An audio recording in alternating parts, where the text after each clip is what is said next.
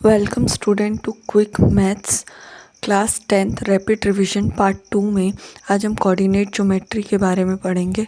Horizontal line जिसे x axis और abscissa, vertical line जिसे वाई एक्सिस और ऑर्डिनेट कहते हैं। ये एमसीक्यू पर्पस से इम्पॉर्टेंट टर्म्स हैं। इसमें डिस्टेंस फार्मूला, अगर दो पॉइंट्स पी और क्यू दिए हुए हैं तो उनके बीच का डिस्टेंस हम P Q is equals to under root x2 minus x1 whole square plus y2 minus y1 whole square की हेल्प से फाइंड करेंगे। सेक्शन फार्मूला, अगर दो पॉइंट ए बी दिए हैं उसे कोई तीसरा पॉइंट p डिवाइड करता है रेशियो m1 और m2 में, तो हम P X Y is equals to m1 x2 plus minus m2 x1 by m1 plus minus m2 x coordinate के लिए और y कोऑर्डिनेट के लिए हम m1 y2 plus minus m2 y1 upon m1 plus minus m2। यहाँ जो plus है वो इंटरनली डिवीजन के लिए और जो माइनस है वो एक्सटर्नली डिवीजन के लिए अप्लाई करेंगे। मिड पॉइंट में अगर कोई पॉइंट डिवाइड करता है पॉइंट ए बी को तो हम Q X Y is equals to, यहाँ पे पॉइंट कोई भी हो सकता है, पी क्यू z जो भी हम लेते हैं, x1 plus x2 by 2, y1 plus y2 by 2 हम अप्लाई करेंगे। अगर हम ट्राइंगल चैप्टर की बात करें तो इसमें स्टेटमेंट है, if two triangles are similar then corresponding angles are equal. अगर दो ट्राइंगल सिमिलर हैं तो उनके जो कॉरेस्पॉन्डिंग एंगल्स होंगे वो एक दूसरे के इक्वल होंगे। Angle L equal to angle P, M equal to Q, N equal to R, और जो उनके साइड्स होंगे वो भी क्या होंगे, प्रोपोर्शनल होंगे। LM by PQ, MN by QR और NL by PR। If a line divide any two sides of a triangle in the same ratio then the line is parallel to the third side। अगर कोई triangle में दो line क्या है, एक दूसरे के पैरेलल है, तो ये जो AD और AD बाई BD ये किसके इक्वल होगा, AE बाई EC के इक्वल होगा। सर्कल चैप्टर में अगर one and only one tangent to a circle passing through a point on the circle, अगर एक कोई कॉन्टैक्ट पॉइंट है तो वहाँ से सिर्फ एक टेंजेंट पास होगा। The length of a tangent drawn from an external point to a circle are equal. यहाँ कोई एक एक्सटर्नल पॉइंट है, अगर यहाँ से दो टेंजेंट जाते हैं और ये लाइन सेंटर जॉइन होती है तो ये जो दोनों टेंजेंट होते हैं ये एक दूसरे के इक्वल रहेंगे। एक और इम्पॉर्टेंट कॉन्सेप्ट है इसमें कि अगर ये जो रेडियस है ये टेंजेंट पे टच करती है तो ये हमेशा क्या होगी, ये परपेंडिकुलर होगी और ये यहाँ पे 90 डिग्री फॉर्म करेगी, यहाँ पे भी यहाँ पे भी। इससे रिलेटेड सारे इम्पॉर्टेंट क्वेश्चन चैप्टर में दिए हुए हैं जो बोर्ड पर्पस से इम्पॉर्टेंट है। नेक्स्ट चैप्टर है हमारा ट्रिग्नोमेट्री। ट्रिग्नोमेट्री रेशियो हमें दिए हुए हैं sine theta, cos theta, tan theta. अगर triangle 90 degree right angle triangle है तो उसमें ये परपेंडिकुलर, हाइपोटेनियस और बेस होगा।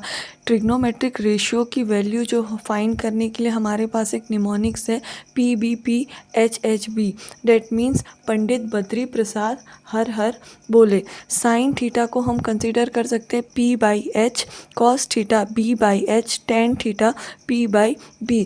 हमको पता है कि cos theta is equals to 1/sin theta होता है, तो साइन थीटा का ये रेसिप्रोकल इन्वर्स हो जाएगा।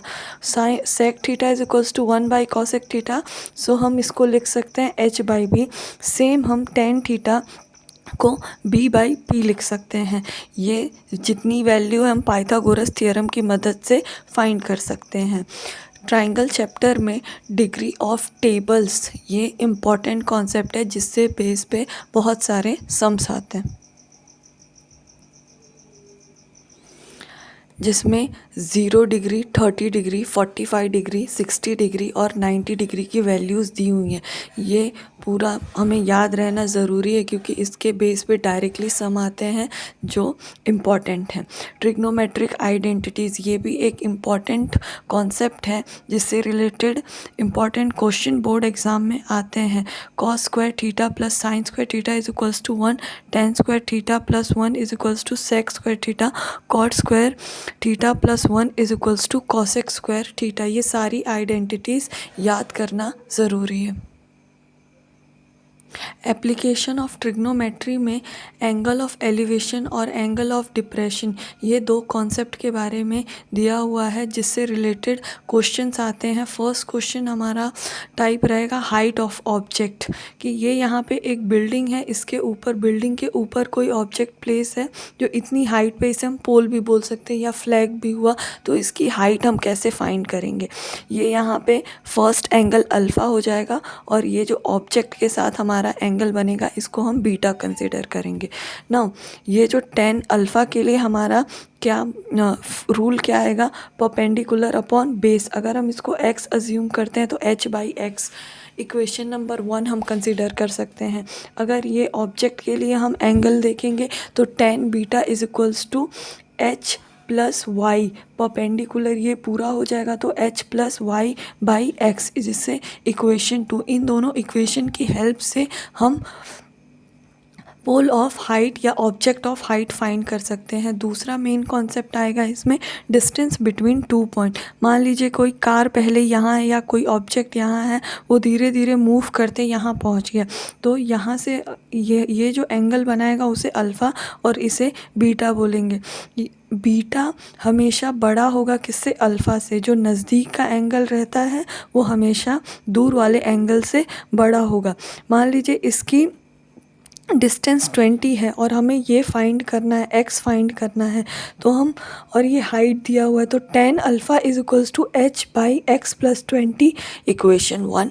tan beta is equals to h by 20, जिसे हम इक्वेशन 2 कंसिडर करके इसकी वैल्यू फाइंड कर सकते हैं। नेक्स्ट हमारा इम्पॉर्टेंट कॉन्सेप्ट है area related to circle. Circle का जो एरिया रहता है पाई आर स्क्वायर और circumference of circle 2 pi R, ये इम्पॉर्टेंट कॉन्सेप्ट है।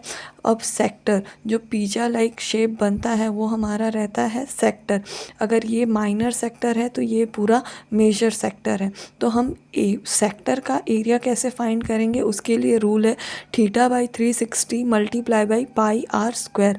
लेंथ ऑफ आर्क, इस माइनर आर्क की हम लेंथ कैसे फाइंड करेंगे, theta by 360 multiply by 2 pi R. जब ये एरिया दिया हुआ है तो ये पाई आर स्क्वायर से एफिलेटेड है, और जब ये लेंथ मतलब पेरीमीटर मतलब सरकमफेरेंस, ये 2 पाई आर से एफिलेटेड है। ये अगर हम माइनर सेक्टर के लिए लेते हैं तो मेजर सेक्टर के लिए यहाँ पे सिंपली हमें क्या करना है, 360 minus theta by 360 multiply by pi R square. Same अगर हम यहाँ पे length of major arc find करेंगे तो थीटा की जगह हम लिखेंगे 360 minus theta by 360 multiply by 2 pi R. मान लीजिए कि ये सेक्टर है, अब हमें ये नीचे सेगमेंट की वैल्यू फाइंड करनी है। सेक्टर की वैल्यू हमें फाइंड करनी आ गई है ऊपर, अगर हमें सेगमेंट की वैल्यू फाइंड करनी है तो उसके लिए रूल है area of segment of circle equal to what, area of sector. पहले हम पूरे सेक्टर की वैल्यू फाइंड करेंगे। अब यहाँ कॉर्ड की मदद से हम एक ट्राइंगल फॉर्म कर लेंगे जिससे हम एरिया ऑफ ट्राइंगल उसमें से सबट्रैक्ट कर देंगे, तो हमें ये वैल्यू मिल जाएगी। नेक्स्ट हमारा इम्पॉर्टेंट कॉन्सेप्ट है surface area and volume cube का। ये सिर्फ टर्म्स जो हमें याद, ये फार्मूलाज हमें याद रहने चाहिए क्योंकि इससे बेस्ड बहुत सारे क्वेश्चंस आते हैं। अगर कर्व सरफेस एरिया मतलब हम टॉप और बॉटम को इंक्लूड नहीं करेंगे, सिर्फ चारों साइड को इंक्लूड करेंगे, तो 4a² total surface area, top bottom हम इंक्लूड करेंगे। ये सारे फिगर्स में एप्लीकेबल है। 6a², देन वॉल्यूम मतलब कि उस क्यूब की कैपेसिटी क्या है, तो a क्यूब, यहाँ पे a हमारा डिनोट करता है साइड। अब डायगोनल की बात करें तो √3a। अगर सेम क्यूबॉइड में curve surface area 2h L plus B, total surface area 2LB plus BH plus HL। अगर वॉल्यूम तो LBH और डायगोनल तो √L² plus B² plus H²। Right circular cylinder, अगर इसमें कर्व सरफेस एरिया 2πr है तो total surface area 2πr plus H। और capacity volume की बात करें तो πr² H हो जाएगा। हॉलो सिलेंडर, इसका मतलब हॉलो सिलेंडर मतलब कि जो खाली हो, टॉप और बॉटम उसका ओपन हो, उसमें curve surface area 2πH bracket में r plus r। Total surface area 2 capital R, ये बाहर वाले का रेडियस और अंदर वाले का radius small r, capital R plus H bracket में H plus capital R minus small r। Volume is πHr² minus small r²। अगर हम स्फीयर की बात करें तो sphere has only one surface, जिसमें टोटल सरफेस एरिया 4πr² और volume 4/3πr³ हो जाएगा। हेमिस्फीयर, जिसमें रेडियस इक्वल होती है हाइट के, जिसके curve surface area 2πr², total surface area 3πr² और वॉल्यूम 2/3πr³। अगर हम हॉलो स्फीयर मतलब कि एक स्फीयर जो अंदर से खाली है तो उसमें स्मॉल r और कैपिटल R रहेगा और उसका टोटल सरफेस एरिया हो जाएगा 4π कैपिटल R² और उसका जो वॉल्यूम रहेगा वो 4/3π capital R³ minus small r³। That means outer radius minus inner radius. Cone में एक हाइट रहेगी, दूसरी ये स्लांट हाइट और ये रेडियस, जिसमें कर्व सरफेस एरिया πr/L।